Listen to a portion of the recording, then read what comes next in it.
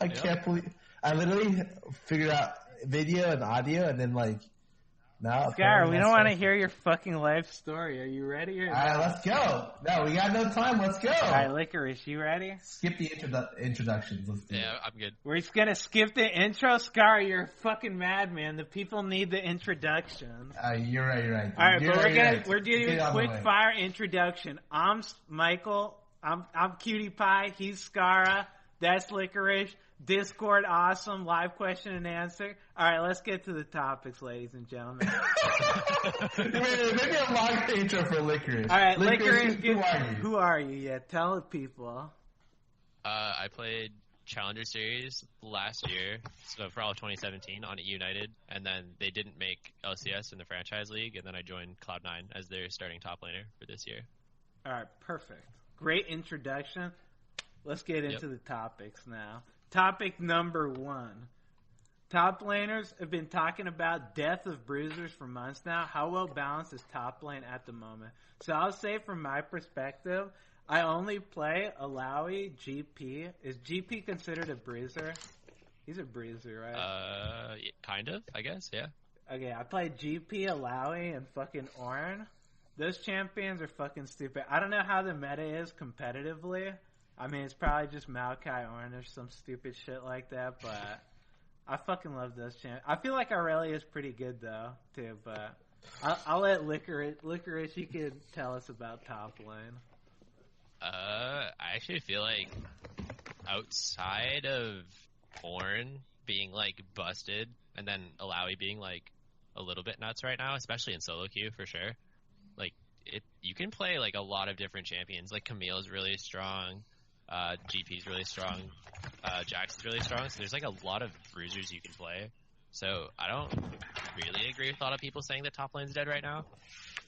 Would you say that they're just awful, and that's why they have that opinion, is just to compensate for their skill? I just want to know. Would you say that they're just trying to compensate for their lack of skill by making excuses? I mean, it's possible. I mean, Maokai is like really strong, and you can kind of just sit there and farm, and there's like not much you can do about it as a bruiser, but you can also just sit there and farm, so it's like not really that bad. So yeah, they're probably just playing the matchups wrong. Wait, so do you like the current meta? Do you think this meta is like really well balanced, and you enjoy playing this meta competitively and in solo queue? I mean, it's alright. I liked it better with when Fervor was still in the game, but I feel like Fervor was like a little bit strong, so like especially in top lane. I think it's fine. I don't think it's like my favorite meta ever, but it's definitely not my least favorite. I think last spring, or like going into spring of like 2017, like the spring split, the meta was like even worse, where it was just like you play Maokai, Nautilus, or Poppy, and then that's it.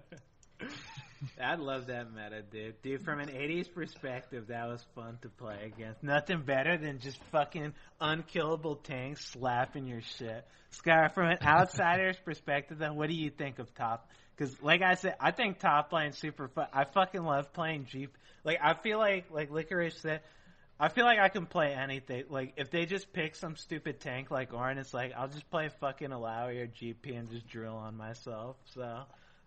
I think that, yeah, top lane's great. But that comes from like a Phil player, right? So when I play top lane, I play Alawi, Yorick, and like Malphite Ornn. And so I play like a bunch of random stuff, and I just enjoy playing top lane a lot. Sure, I'll feed here and there, but it's like really fun for me. But I can imagine if you're a top lane main and like you main Aurelia, the game's not going to be that enjoyable. I guess, but. I don't know. I feel like Aurelia does pretty good, dude. With press the attack, that shit's fucking stupid. Like, it actually will just insta-kill you. I feel like if you're versus a tank, you auto-lose, maybe, but I don't know how Aurelia matches. Probably Licorice knows better. What do you feel about Aurelia? I feel like it's pretty strong in solo queue, for sure. Like, maybe a bit less in competitive, but in solo queue, you can just, like, one-shot the AD carry if they go to the wrong lane, so you'll always get fed, and then you can kind of snowball from that. Alright, my real question, this is not part of the actual question, how broken is Camille? Just tell it to me truthfully. I think... I don't think she's broken, personally. Really? I think... Wait, you think she's broken, really Scar? I don't know. I feel like she's the best carry top laner in the game. What the fuck? Hell no, dude. I'm gonna have to disagree with that. I definitely feel like Alawi and GP, like those champions when they go crazy, like GP when he gets fully stacked up and tanked up, it's just like, what the fuck do I do against though? What do you think, Licorice? Who do you think's the best carry? You tell us, man. I mean, Camille's strong, but I think it's just like because she's really strong levels like 1 to 5 right now with Comet and then the like armor pen on the sudden impact in domination that everyone seems to be taking. So it just seems like every time I see a Camille in solo queue, they just kill someone before level 5 because the other top laner doesn't know what they're doing. And then they can just like run over the entire game as Camille. So like I feel like if you actually know what the champion does, it's not actually that strong or anything. I mean, it's definitely good, but I wouldn't say it's broken or anything. All right, best carry top laner. Is it Gangplank like Kitty said? I mean, I think Gangplank, like Jax, Camille, they're all fine. Alawi's like strong in the right situations. There's like I wouldn't say there's like a best carry top laner. For Licorice, even like Riven's pretty good. For Licorice, if Licorice was on his final game and if he wins it, he wins the world championships. What's the top laner that he'd pick? You have to blind pick it too. I have to blind pick it. It's probably Maokai. Okay, and all the tanks are banned, and it has to be a carry versus carry matchup. I mean, I guess I'd take Camille, but I knew it. I knew it. That's all I needed to hear. Fair enough then. Let's go to the next topic. So there's been a lot of hype from analysts and coaches about how you could be the next big thing in the NA LCS. How do you feel about this hype? I feel like I have to preface this before he answers. So literally, everyone I've talked to is telling me, Licorice, this guy's going to be the next god. He's going to pop off in NALCS. He's the chosen one. Parth tweeted on, said that everyone's looking at Licorice. He's looking at him as well. I talked to some people behind the scenes. They're all hyping me up about you as well. What's this all mean, man? I mean, I had 2 pretty good splits in Challenger, and then the casters really liked me as well, which helps a lot.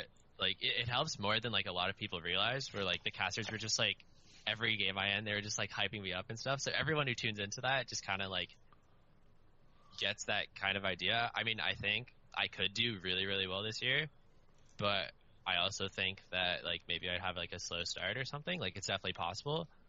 And then the other funny thing about, like, the hype I've been receiving is that a lot of, like, the analysts, coaches, like, whatnot that I talk to are, like, really excited to see me play. They think I could do really well. And then the fans on Reddit and stuff are just like, who the hell is this guy? Like, we wanted, like, Huni, we wanted Someday. Like, who the fuck is Licorice? I don't want him on my team. Dude, just ignore those fucking idiots on Reddit, dude. That's the best thing to do. Let me ask you though, where do you think you'll place at the start of the season and at the end of the season as, like, compared to the other top laners? You said you think you'll have a slow start, so. I mean, I think I could have a slow start. I could also have, like, a good start. Or I could be playing Maokai every game, and then I'm just playing Maokai every game, and it doesn't really matter what I do. So, I think I should be middle of the pack for, like, the first split. And then maybe by the end of the year, I could be looking at, like, top 3, possibly. Ooh. Who would you put in the top 3 with you? There'd be Licorice. You don't have to put them in order. Licorice and who else? I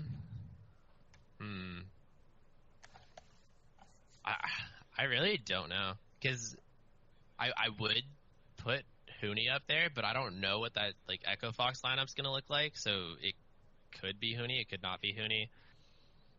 I mean, maybe not top 3. I mean, there's a lot of good top laners, actually. But come on, dude, have some confidence. Like, Huni someday would be, like, the strongest laners in the LCS, or they should be. So Who needs someday Licorice? Let's go, dude. Let's go. Alright, that sounds good to me, man. I like that. Scar, you got what do you think of Licorice? You got anything else to add to it? Anything to boost his confidence?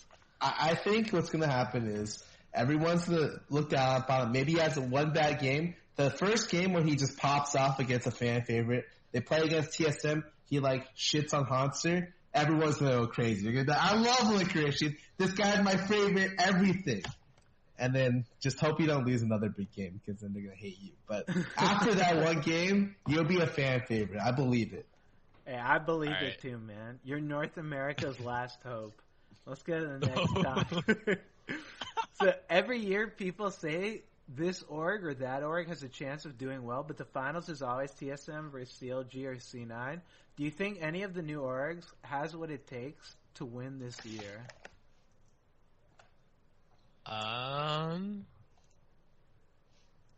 To win the year, I want to say that the only roster that looks like they could contend would just on paper roster would be 100 Thieves.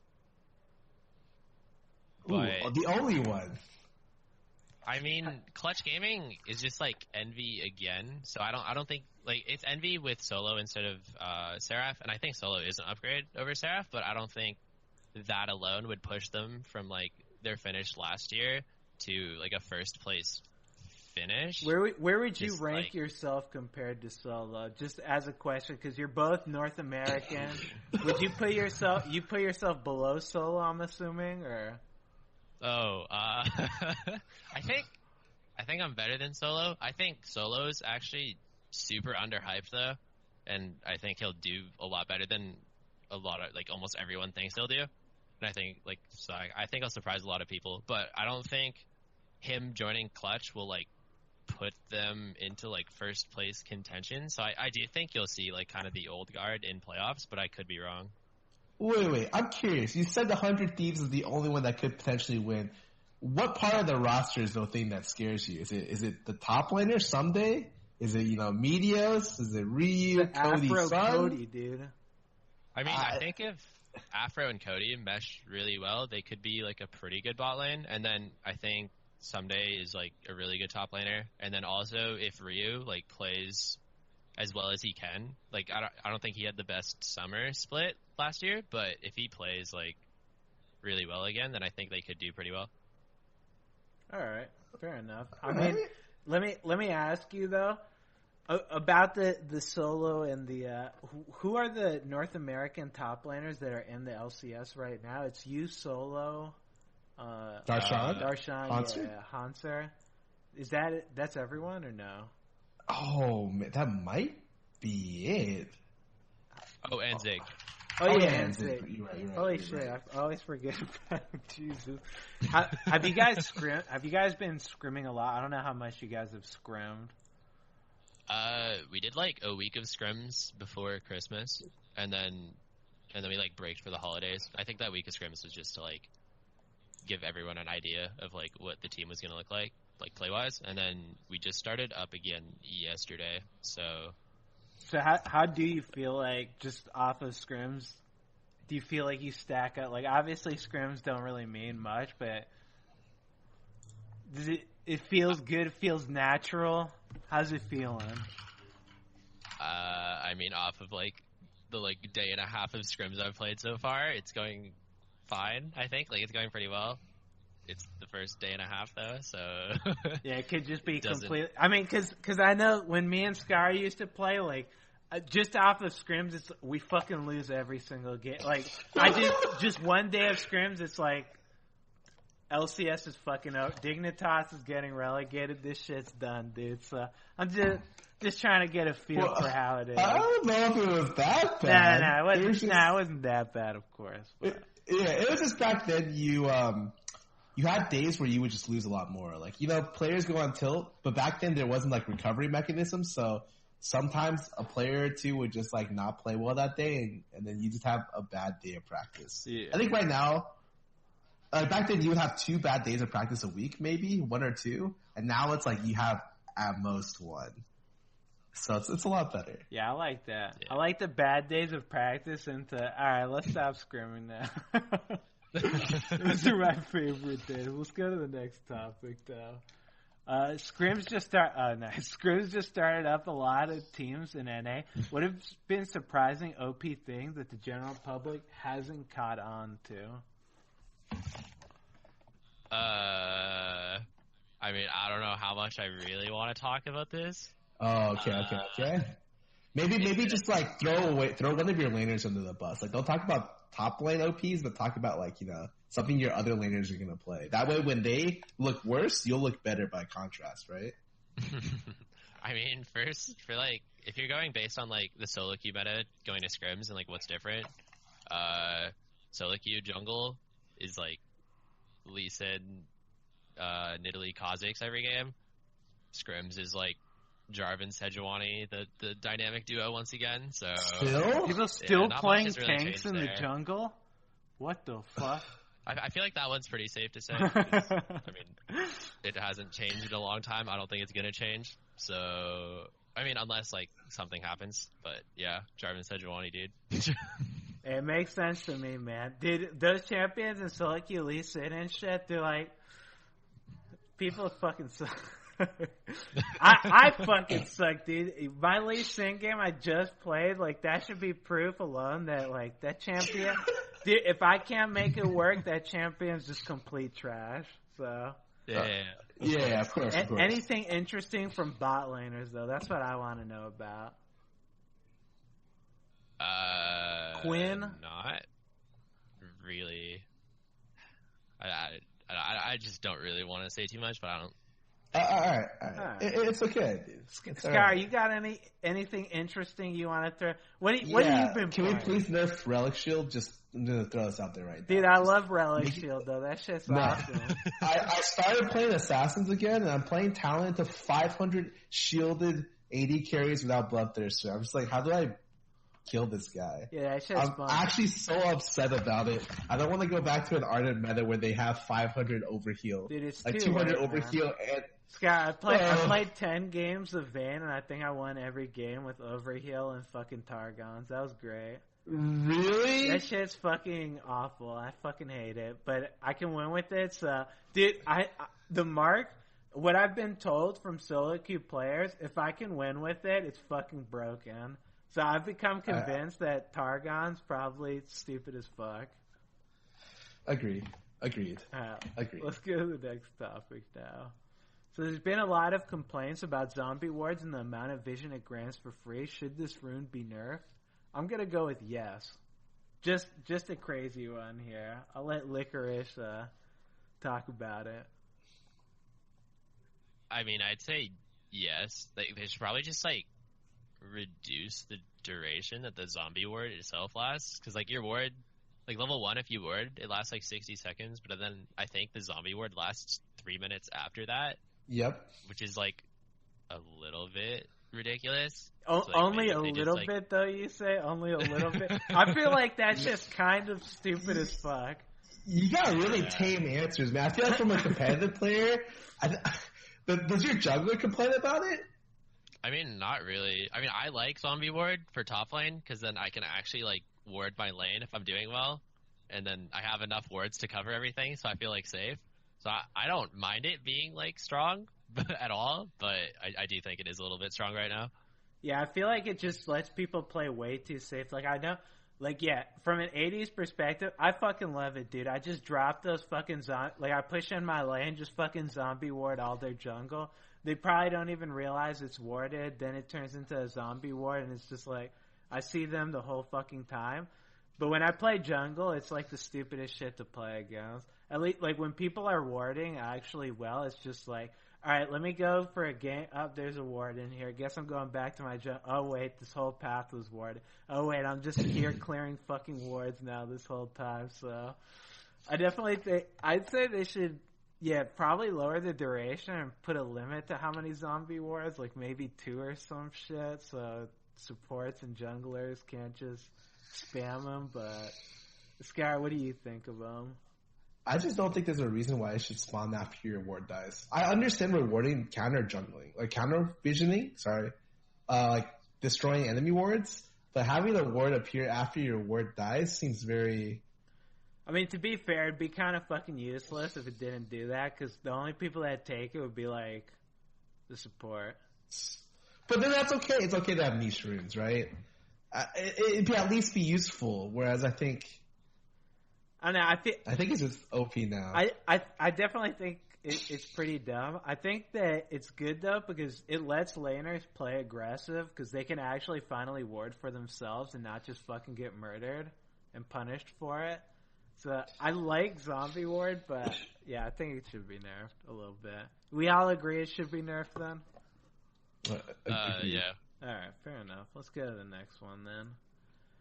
So your academy team lives in-house with you guys. Are they actively helping the main team to get better? How so? We have only 2 of the academy players actually in this house right now, and then the others are at another house that's close by. I mean, so far we haven't really been practicing that much, so they haven't really helped out that much because there hasn't been like much for them to do. I mean, like I've been talking to League about like the top lane meta a bit, and I think everyone else has been like doing that with their counterpart, but so far I think that's it. Like maybe in the future we'll be using them more for like VOD review or something, but I mean, right now like hasn't really done anything so far. Do you feel like a player like League is even remotely close to your level where he can help you in any way, shape, or form? I just have to ask the questions for the people, dude. Do you feel like League can help you in any way? Like for mechanical like 1v1 practice, he's probably fine. I think it'd be fine. And for talking about the meta, like I can just tell him to practice stupid shit to see if it's good. Like I can tell him like go try Soraka top with Ignite and Spellbook, and like he'll go give it a go and lose 10 games and come back and be like, yeah, it's shit. Okay, cool. He's your monkey, all right. Yeah, I like that, dude. I mean, no, but like I if I asked him to test something, I'm sure he would. Or if I said like this might be good, and we'd both test it. Like, have you ever asked him to test Riven? You should try that one out. He's pretty decent at that. I'll check in with him, see what he thinks about that one. Dude, that's pretty nice though to have the academy teams living in house. That's kind of. I mean, do you guys are you planning on like using the academy team for, I guess improving yourselves? Or is it just like if it happens, whatever, dude? Like, is there some kind of, I guess, schedule for this stuff that you guys have planned out, or is it just do what you do? I mean, like, we'll scrim them from time to time, and then, like, outside of that, it's just, like, up to each player how much they want to use their counterpart, I think. Oh, okay. So, alright, fair enough. Scar, you got any questions? No, I was just curious. I like your academy team, so I just wanted to know. Who's on the academy team? League, Wiggly, Golden Glue, Keith, and Zazel. Oh, that's pretty good. Alright, let's go to the next topic then. So, week 1 of the NA LCS has C9 playing CLG and Golden Guardians. What's going to happen in these games? Tell us what's going to happen. Ooh. I need to bet on them. Can I joke around about that with a League Pro, or is that not allowed? I mean, after a day and a half of scrims, I think I'm pretty confident in saying that we're going to go 18-0, 2 splits in a row, and win Worlds. So you should expect us to win those 2 games for sure. And then... so are you telling me I should put my life savings on you winning them? I mean, I think we should. Like, damn, that's confidence, dude. Either that or you fucking hate me. We should win them. I can respect that, dude. Scar, what do you think about them? How do they look on paper? You think C9 is just gonna... Because Licorice just think these guys are fucking jokes, apparently. Yeah, you know, I think that, like... I think they'll do pretty well. I was hoping, you know, maybe you would, like, compare yourself more to, like, maybe who you're playing against. What do you think about, like, the Lorlo matchup, for instance? You think he's going to give you a little bit of a hard time? You think you're just going to maul him with Maokai? I think I'll maul him with Maokai. He'll maul me back with Ornn or something. Then we'll just sit there while our teams battle it out. So we'll see how that one goes. Wait, alright, really? I have a question. Does it demean you to play Maokai? Like, do you feel worse about yourself when you play Maokai? I have to know. I don't know what top players feel. So in scrims and like competitive, I don't really mind playing whatever because you can, like, let's say I'm playing Maokai. At least I can like. I have control over the game where I can be like, oh, I want to do this now. Like, let's go force the dragon. I'm strong. I can tank them all for like 30 seconds or like whatever the case is. But if I'm playing solo queue and I'm playing Maokai and I'm losing, I'm like the most upset person ever. Hey, I know what you mean with that one. I picked Maokai. I put the team first in solo queue, and we're just losing, and there's just nothing I can do because I just don't do enough damage, and it's like the most frustrating thing ever. Dude, ain't that the fucking truth, man? Yeah, I'll sometimes just play. You know what? I'm gonna bite the bullet, guys. Let me play the tank in the jungle. Every fucking lane loses. I'm like, Zach, I'm coming in, dude. I'm going for the all-in. Everyone just fucking dies. I arrive, and then everyone's dead. I'm just fucking useless. I know what you mean with that shit. I mean, Scott. What? I was gonna say that I have to get going pretty soon. Hey, dude, that's perfect because we just finished the last question. Yeah, Discord Q&A. I got a question. You guys got answers. Let me ask a question here. If the people want more of you, where can they find you, Licorice? Ooh, what a great. You like that one, dude? Dude, I've done this shit so long. I know how to fucking get this shit going, dude. They can find me on Twitter at Licorice or on Twitch at Licorice Lol. And then I think that's it, really, for social media for now. And I want to ask you one more question, dude. Are you going to be the best top laner in North America? Of course. The confidence, dude. I like that. Skara, what do you think? What do you think of Licorice? And give him your fucking whatever the fuck that stuff. I think he's going to be great. I think he's going to be the best. He's going to be a top 6 North American top laner. That's a compliment. Top 10. Top 8. Oh. Top 7. He's going to be up there with the rest of them. I think he's going to crush it this season, honestly.